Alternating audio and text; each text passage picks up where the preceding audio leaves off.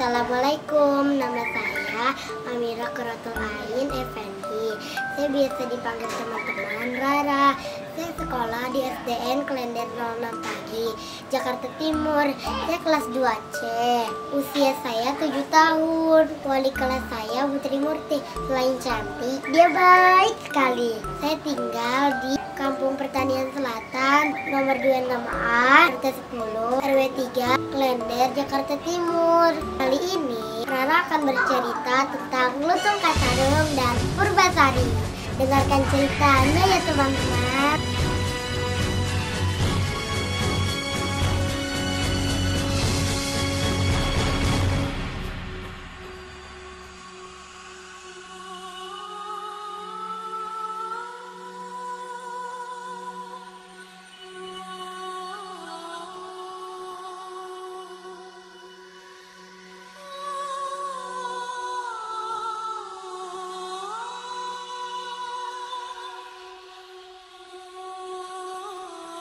Alkisah, pada zaman dahulu hiduplah putri yang bernama Purbasari. Dia baik dan cantik. Dia merupakan anak bungsu dari Prabu Tapa Agung yang dikenal baik sekali. Purbasari memiliki wajah yang cantik dan suka menolong. Siapapun yang minta pertolongannya akan ditolong dengan senang hati. Setiap orang yang akan melihat parasnya akan sangat senang. Sayangnya, kebaikan Purbasari tidak disukai dengan kakaknya Purbasari, Purbararang. Namun, pada sesuatu hari, sang raja yang sudah tua dan sakit-sakitan memberikan tahtanya kepada Purbasari untuk memimpin kerajaan. Tapi kakaknya Purbararang tidak senang tahtanya diberikan oleh Purbasari. Ih, kenapa sih Purbasari yang dikasih tahta menjadi ratu? Harusnya kan aku anak pertama, kata Purbararang. Purbararang mencari cara bagaimana Purbasari tidak menjadi ratu. Akhirnya Purbararang menemui Dukung Sakti bersama dengan calon pasangannya. Nyai, tolong aku, berikan aku ramuan yang berkhasiat agar adikku Purbasari sakit. Ucap Nyai Siri. Itu mau perkara mudah. Ini aku berikan semua ramuan. Kasih ke Dona minuman Purbasari. Tak lama setelah dia minum, dia pasti akan terserang penyakit. Itu ucap dari Nyai yang penuh mantra. Keesokan harinya, datanglah Purbararang menemui Purbasari. Dia memberikan ramuan kepada Purbasari. Adikku yang baik hati dan cantik, ini aku berikan minuman berkhasiat agar kau selalu sehat. Minumlah. Purbasari tak pernah curiga. Dia minum semua ramuan yang diberikan kakaknya. Tapi sebelum minuman itu habis, tubuh Purbasari dipenuhi dengan bintik-bintik hitam. Apa dengan badanku? Kakak! Purbararang menembak sang raja. Ayah, lihat apa yang terjadi pada Purbasari. Tubuhnya dipenuhi dengan bintik-bintik hitam. Itu pasti penyakit kutukan karena telah melanggar tradisi di kerajaan kita. Yang harusnya menjadi ratu adalah aku, bukan Purbasari. Mendengar ucapan itu, sang raja mengikut ucapan Purbararang. Akhirnya, dengan berat hati, sang raja memutuskan ajudannya untuk menemani Purbasari pergi ke hutan dan diasingkan ke dalam hutan. Sampai ke dalam hutan, Purbasari dibikinkan sebuah gubuk untuk dia bisa tinggal di sana. Pati menjelaskan, Purbasari, aku akan membawakan makanan setiap hari kepadamu. Terima kasih, maaf sudah merepotkan. Cepat sembuh Purbasari, ucap sang ajudan.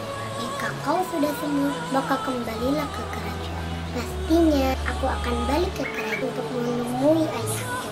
Di hutan, Purbasari tidak merasa kesepian. Dia ditemani oleh hewan-hewan hutan.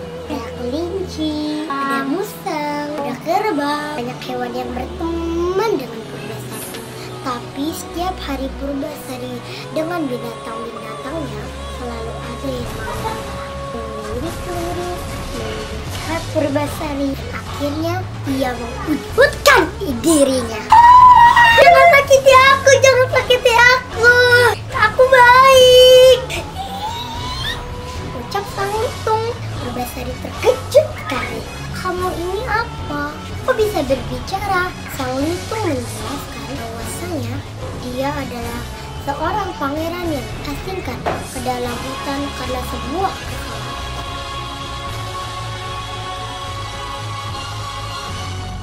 Merasa senasib dengan lutung Kasarung, akhirnya mereka berdua berkawan. Setiap hari di dalam hutan, lutung Kasarung akan selalu membantu Purbasari memenuhi setiap kebutuhan Purbasari. Di sesuatu malam bulan purnama, lutung Kasarung berdoa kepada Yang Kuasa.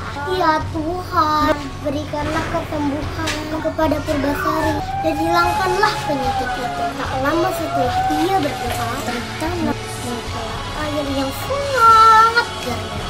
Lama-lama air itu menjadi banyak, jernih dan wangi dan menjadi danau. Esokan pagi yang cerah, lutung Kasarung mengajak Purbasari untuk datang ke danau itu.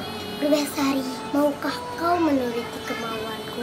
Ucap lutung Kasarung. Apa yang kamu mau, lutung? Maukah kau ceburkan badan kau ke dalam danau? Untuk apa?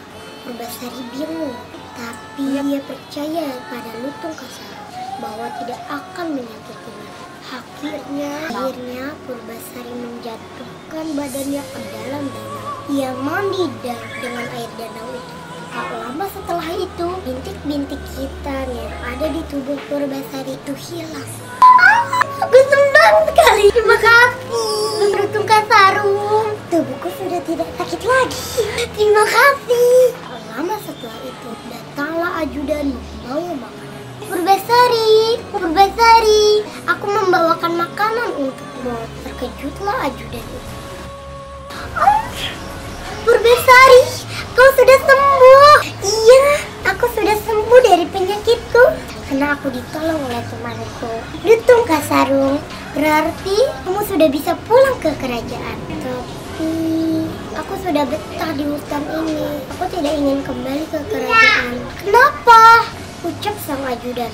Bukankah kau tak rindu, Kak, dengan ayahmu?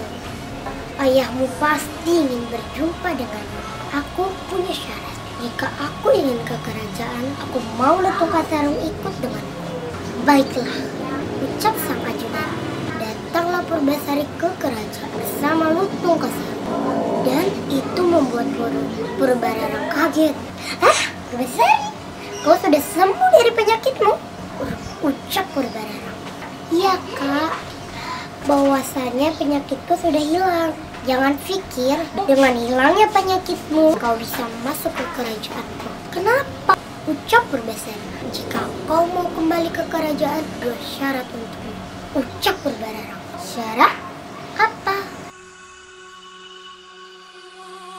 Dengan bingungnya Purbasari. Syarat yang pertama, kita adu kecantikan. Rambut siapa yang paling panjang? Purbasari berasa khawatir. Ia tahu bahwa rambut Purbararang lebih panjang dari rambutnya. Dibukalah rambut Purbararang. Ternyata rambut itu memang panjang. Lutung Kasarung pun kembali berdoa. Semoga rambut Purbasari lebih panjang daripada Purbararang. Dibukalah ikat rambut Purbasari dan seketika rambut Purbasari lebih panjang daripada Purbararang. Hah? Purbasari, rambutmu lebih panjang dari rambutku? Ucap Purbararang dengan heran. Untuk syarat yang pertama kau boleh menang, tapi syarat yang kedua kau akan kalah. Yang kedua, kita adu ketampanan calon pasangan kita. Apa pasangan kau, Purbasari? Aku mempunyai Prabu yang gagah dan tampan. Sedangkan kau hanya seekor monyet. Mendengar ucapan itu, lutung Kasarung kembali berdoa, memohon kepada Yang Kuasa. Dia dikembalikan kepada wujud aslinya. Lama setelah itu, sebuah keajaiban datang. Wajah lutung Kasarung berubah menjadi seorang pangeran yang tampan. Lutung, Kau begitu tampan dan perkasa, ucap Purbasari. Menyadari akan kekalahannya, Purbararang pun meminta maaf kepada Purbasari.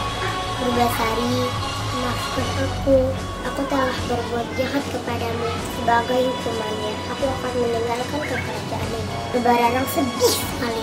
Tak, kakak, jangan tinggalkan kerajaan ini. Aku sudah memaafkanmu. Tinggallah bersamaku di kerajaan ini. Setelah itu Purbasari dan Lutukasharu mereka menikah dan memimpin kerajaan. Sekian dari cerita ini. Semoga teman-teman terhibur, bisa mengambil pelajarannya.